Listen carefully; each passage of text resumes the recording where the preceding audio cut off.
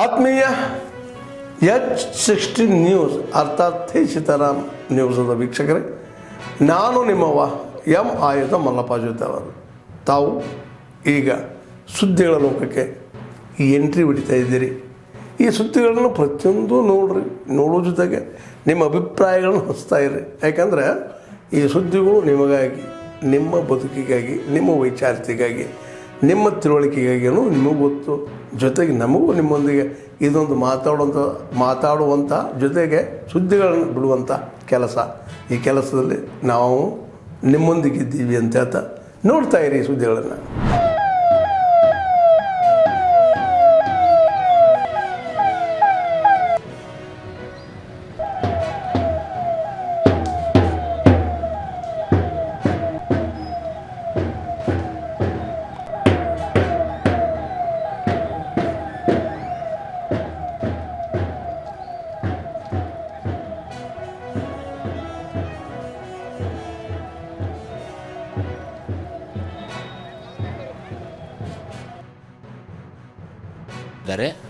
ಅದರ ನಿಮಿತ್ತವಾಗಿ ನಮ್ಮ ಉತ್ತರ ವಲಯದ IGP ರವರಾದಂಥ ಮಾನ್ಯ ಚೇತನ್ ಸಿಂಗ್ ರಾಠೋಡ್ ಸಾಹೇಬರ ಮಾರ್ಗದರ್ಶನದಲ್ಲಿ DG ಮತ್ತು IGP ರವರಾದಂಥ ಶ್ರೀ ಸಲೀಂ ಸಾಹೇಬರ ಮಾರ್ಗದರ್ಶನದಲ್ಲಿ ಬೆಳಗಾವಿ ಜಿಲ್ಲೆ ಮುಂಬರುವ ಗಣೇಶ ಚತುರ್ಥಿ ಮತ್ತು ಈದ್ ಮಿಲಾದ್ ಹಬ್ಬವನ್ನು ಅತಿ ವಿಜೃಂಭಣೆಯಿಂದ ಮತ್ತು ಶಾಂತ ರೀತಿಯಿಂದ ಆಚರಿಸಲಿಕ್ಕೆ ಎಲ್ಲ ತಯಾರಿ ಮಾಡಿಕೊಂಡಿದ್ದೇವೆ. देश के लिए अपना जीवन, अपना यौवन हवन करने वाले लाखों उदाहरण उस धारा में से निकले जो हम सब के आज भी प्रेरणा स्रोत है, आदर्श है. जीवन के बारे में, देश समर्पित जीवन कैसा होता है. परंतु उस धारा का प्रयोजन समाप्त हो गया स्वतंत्रता मिलने के बाद, और इसलिए सावरकर जी उस धारा के एक दैदीप्यमान रत्न थे. उन्होंने स्वतंत्रता के बाद पूना में अपने उस क्रांतिकारक अभियान का समापन विधिवत कर दिया सार्वजनिक कार्यक्रम का. वो धारा अब नहीं है, उसकी आवश्यकता भी नहीं है, परंतु देश के लिए जीने मरने के लिए प्रेरणा स्रोत वो धारा बनी है. लेकिन कुछ लोगों को लगा कि ये लड़ाई में हम कम थे इसलिए नहीं आ रहे. हमको राजनीति का पता नहीं है, लोगों में राजनीतिक जागृति नहीं है. केवल सैनिक लड़ेंगे तो काम नहीं होता है, सामान्य व्यक्ति भी खड़ा होना चाहिए. और इसलिए हम परतंत्र है इसका उनको भान करा देने वाला राजनीतिक उपक्रम करना चाहिए.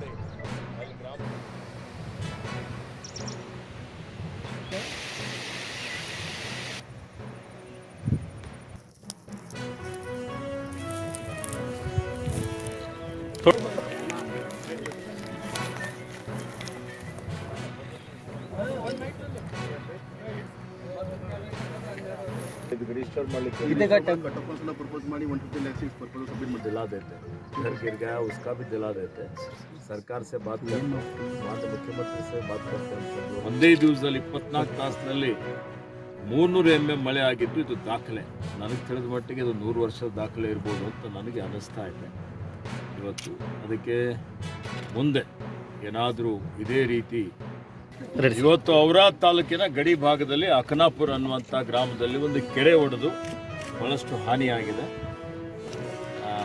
ನಾನು ರಹೀಂ ಖಾನ್ ಅವರು, ಭೀಮರಾವ್ ಪಾಟೀಲ್ ಮತ್ತು ಜಿಲ್ಲಾಧಿಕಾರಿ, ಜಿಲ್ಲಾ ಪಂಚಾಯತ್ ಮುಖ್ಯ ಕಾರ್ಯನಿರ್ವಾಹಕಾಧಿಕಾರಿ, MI ಅಧಿಕಾರಿಗಳು, ಇತರ ಎಲ್ಲ ಅಧಿಕಾರಿಗಳ ಜೊತೆಯಲ್ಲಿ ನಾನು ಭೇಟಿ ಕೊಟ್ಟಿದ್ದೇನೆ. ಬಹಳಷ್ಟು ನಷ್ಟ ಆಗಿದೆ, ಮಣ್ಣು ಕೊಚ್ಕೊಂಡು ಹೋಗಿದೆ, ಕೆಲವೊಂದು ಮನೆಗಳು ಬಿದ್ದಿದ್ದಾವೆ, ಬೆಳೆ ನಷ್ಟ ಆಗಿದೆ. ಇದಕ್ಕೆ ತತ್ಕ್ಷಣವೇ ಪರಿಹಾರ ಕೊಡುವಂಥ ಒಂದು ಕೆಲಸ ಮಾಡಬೇಕು ಅಂತ ಸೂಚನೆಯನ್ನು ಕೊಟ್ಟಿದ್ದೇನೆ. ಆದ್ಮೇಲೆ ಎಲ್ಲ ಸುದ್ದಿಗಳನ್ನು ನೋಡಿದ್ರಲ್ಲ, ಏನು ಅನಿಸ್ತು ನಿಮಗೆ? ಇದರಲ್ಲೇ ನಿಮ್ಗೆ ಲೈಕ್ ಆಗಿರ್ಬೋದು, ಡಿಸ್ಲೈಕು ಆಗಿರ್ಬೋದು, ಕಾಮೆಂಟ್ ಬೇಡಪ್ಪ ಅಂತೂ ಅನಿಸಿರ್ಬೋದು, ಕಾಮೆಂಟ್ ಮಾಡಬೇಕಪ್ಪ ಅನಿಸಿರ್ಬೋದು, ಶೇರ್ ಮಾಡಬಾರ್ದಪ್ಪ ಅನಿಸಿರ್ಬೋದು, ಅದು ಮಾಡಬೇಕು ಅನಿಸಿರ್ಬೋದು. ಏನಾದರೂ ಆಗಲಿ ಶೇರ್ ಮಾಡ್ತಾಯಿರಿ, ಈ ನ್ಯೂಸ್ಗಳನ್ನ ಹಂಚ್ತಾ ಇರಿ, ಜೊತೆಗೆ ಇದಕ್ಕೆ ಸಬ್ಸ್ಕ್ರೈಬ್ ಆಗ್ತಾಯಿರಿ ಅಂತ ಹೇಳ್ತಾ H16 ನ್ಯೂಸ್ ಅರ್ಥಾತ್ ಹೇ ಸೀತಾರಾಮ್, ಇದು ಸತ್ಯದ ಕೈಗೆ ನಡಿ. ವಂದನೆಗಳು.